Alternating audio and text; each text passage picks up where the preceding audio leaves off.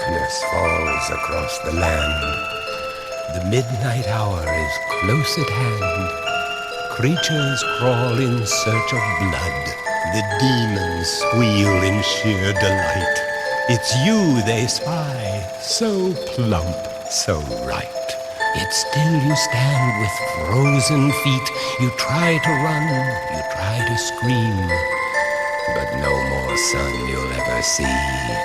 For evil reaches from the crypt to crush you in its icy grip.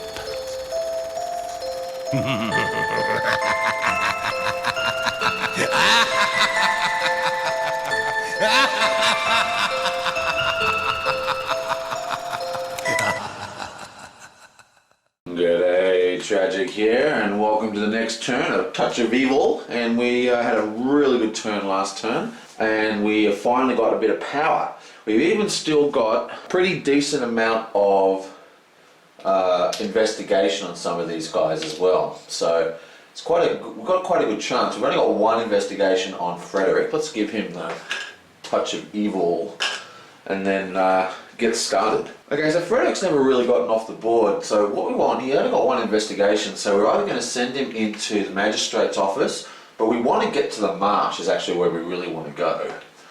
So come on, high number. 1.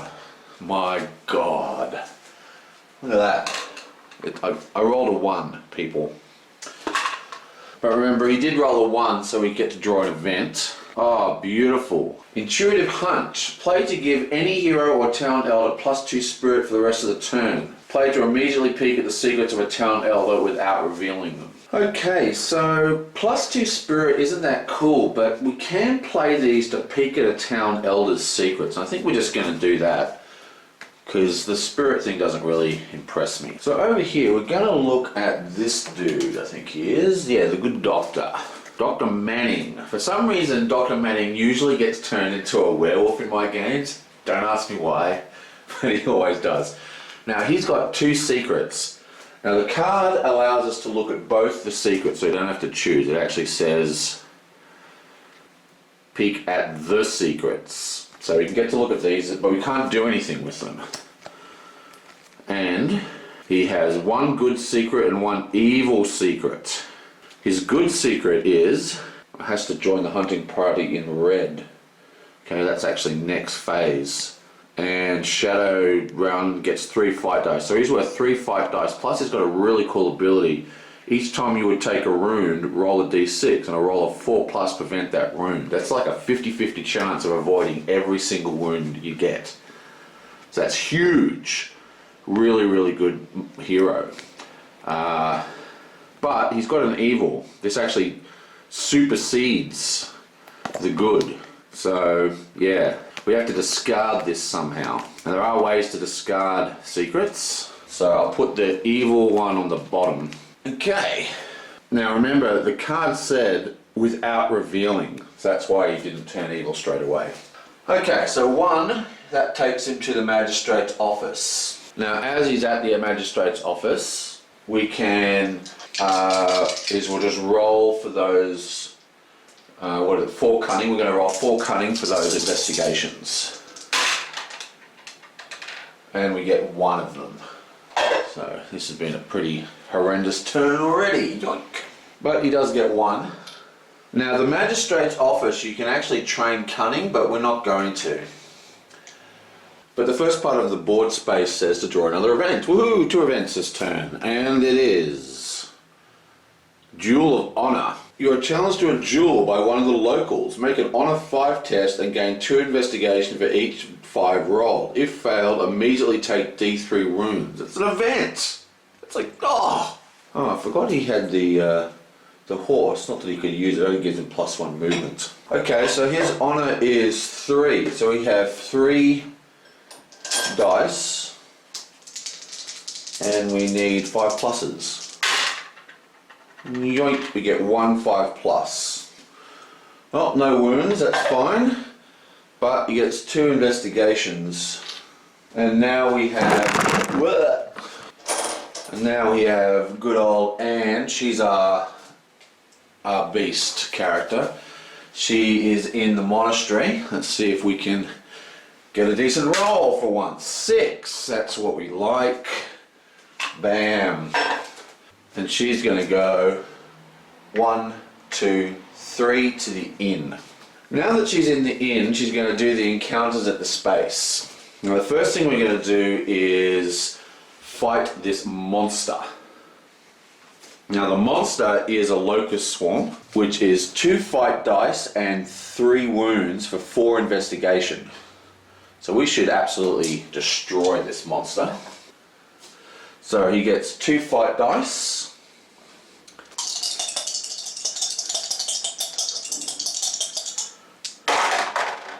And that's 1 success. And we get a whopping 9 fight dice.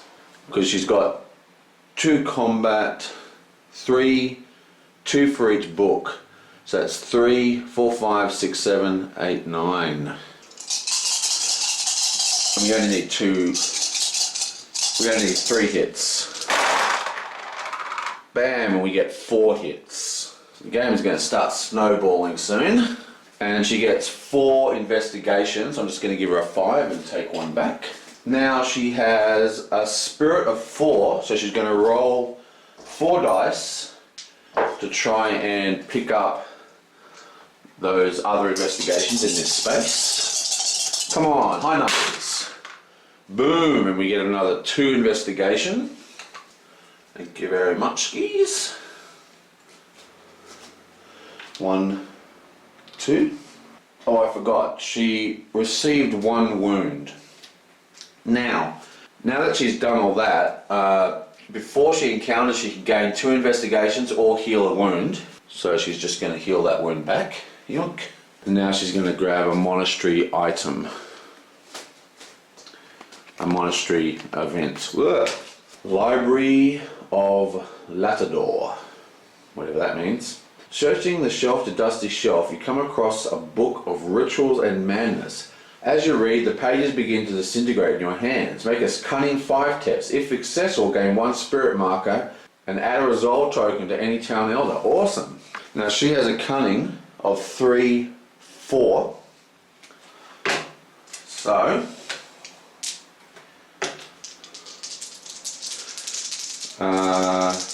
you have 5 plus. Whoa, there we go. So she gets a spirit token.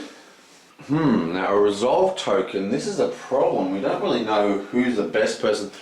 Basically we've got 3 elders, and there's 2 elders that are quite good. But I really want to make that doctor non-evil, but I'm actually going to stick this guy over here. Bam. So she gets a resolve token. Now, even though that was a pretty good move, I kind of screwed up this whole turn. I wanted her to linger on the monastery and buy this item, so hopefully that's not going to bite us in the butt. Okay, so now it is the smuggler's turn over here in the town, so let's roll for her. Come on. She gets a 4. So she's just going to do some more monster cleanup. She's going to move to the docks. Now, bam. It says, first we have to draw a village encounter, and then it says market. Discard any corner location item to gain D6 investigation, or pay 2 investigation to take any item out of any discard pile. Limit once per turn. So that's a huge zone. But first, of course, we have to deal with the minions. So she has to roll once for entering where the crow is. She gets a 6, so that does nothing. And then she's just going to roll. She has to fight the monster. Now we already know what the monster is. It's a fairly easy one. It's 2 fight dice and then 1 and then 3 wounds. So 2 fight dice. Ooh, 2 hits. That's no good. And her combat is 3, so it's actually a fairly hard fight for her. And she gets 2 hits. 2 hits for you. Right, so that's 2 wounds. Okay, so we got another roll. Second combat round. 1 hit. And 1 hit. So that's 1 hit to kill the monster, and another 1 hit. Then she gains 4 investigation. And 1 more wound. Ooh. And of course, because she beat the monster, she gains 4 investigation. Now she's going to encounter the space, and it says draw a village encounter first. You've got to do that before you can activate the market, because you've got to do this in order. Now, she's only got 1 wound, so this could be a real problem if this is a bad card. Oh no. Judgment Stone. A small stone on the ground catches your eye and you pick it up. Turning it over in your hand, you are horrified to see your own name scrawled across the bottom. You have been chosen. A night in the streets of Tidewater hold more than just the shadows of the past. Immediately draw a haunting. Oh. So we are very likely going to be knocked out this turn. That's alright. It's all part of the course. Yoing. The Hooded Man. Fight dice 6, wounds 4. You must use combat to fight. The Hooded Man resolves its attack before the hero each round. If defeated, gain 2 +1 combat markers. Okay, so this is quite a bad one. Not only does it get 6 fight dice, but it also actually resolves before we get to attack back. And he only needs 1 fight dice to kill. Oh! There's no hits! No hits at all. Unbelievable. No, that's right, no hits. Awesome. Well, that was pretty awesome. So, he gets to roll 3 dice. Come on, there's 4 wounds. We're never going to get to do this. Bam! Oh, we completely miss as well. Okay, so now we have the option to retreat. If we retreated, we could retreat to the town square or to the barracks. But the thing is, if we die, we move to the town hall, so, and we get all our health cleared. So I'm just going to fight him. Let's keep going. Boom!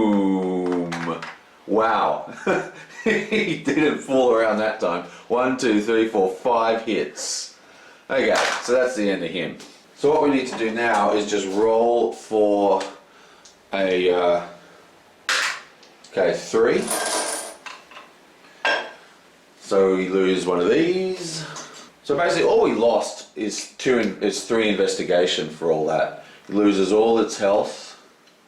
We didn't get any combat tokens, which would have been awesome.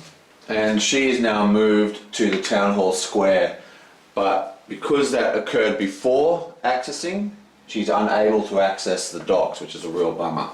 We want to go to the docks because that's where the axe is. You know, we can use that to dig the axe out to cancel shadow events and stuff.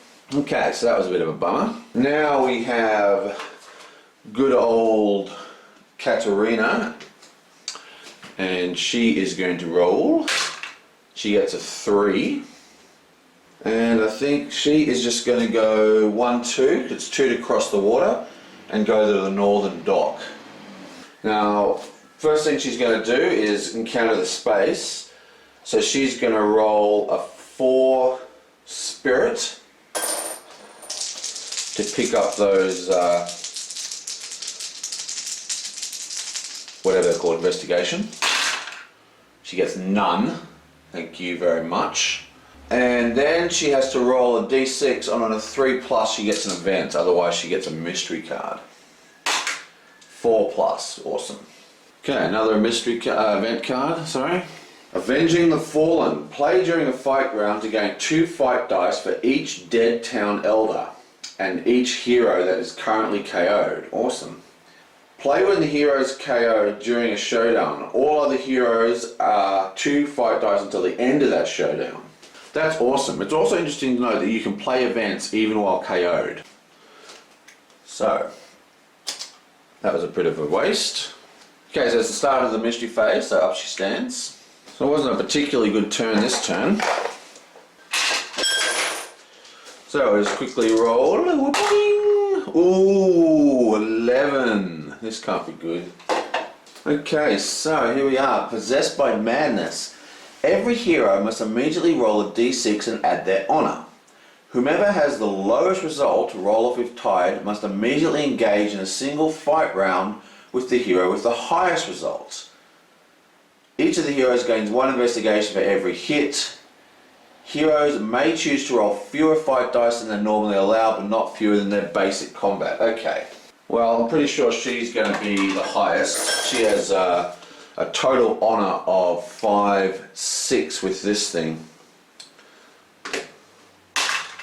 6, 7, 8, 9. So she's 9. She is 3, 4, 5 honor. 10. Okay. So it's my prediction. She is 3, 4. Oh, she's 10 as well. And he is 3, 4. Okay, so he's the lowest. These two are tied for highest. 3, 3, 4, 5. Okay, so it's Maria versus Frederick. Now Maria has 3 combat and Frederick has 2 combat. Okay, so Frederick gets 2 hits and Marie gets 2 hits. That's 1 investigation, isn't it? Yep, 1 investigation for every hit. So that's 2 hits, 2 wounds, 2 hits, 2 wounds. Alright, now for the mystery. What? Be good. I don't think there's any such thing as a good mystery card. Okay, Spread of Evil. Roll once in the villain's minion chart and work out the result. If a minion is rolled, place that minion at 2 extra random locations as well. Okay, so it's another villain roll. Come on. Boom, 3. That's another locust swarm. 2 extra locations though. So we have the bog, the crossroads, and the barracks. 10. So we have 1 at the barracks, 1 at the bog, and 1 at the crossroads. Now, I've put the bridge here to remind me about that, but I've forgotten actually who that is attached to. I think it's attached to the smuggler. I'll check that in editing, but I'll give that to her so we know that that's her clue. Okay. There's only 3 more lotus swarms left. Interesting, so we have flocks and flocks of crows as bad omens, and then we just had the locusts come, but there's a scarecrow is doing pretty well, really. Want to clear some of these wounds and then actually start doing this. I think either the next turn or the turn after we're going to do our first fight versus the scarecrow. Probably 2 turns. Probably fight on turn 10 and then fight again on turn 11 or 12. 2 fight rounds should be enough to kill him with any luck. Gee, Frederick is not doing much in this game. He's just been sitting over here in the first board the whole time. And what did he do this turn? He got in a fight with one of the villagers and had a duel with him, you know, which he won. So basically that means he killed a villager. And then, if that wasn't enough, he then picked a fight with one of our other heroes, like, because he's got such low honor. He tried to backstab him or something and had basically another duel and wounded one of our guys. I mean, what a prat.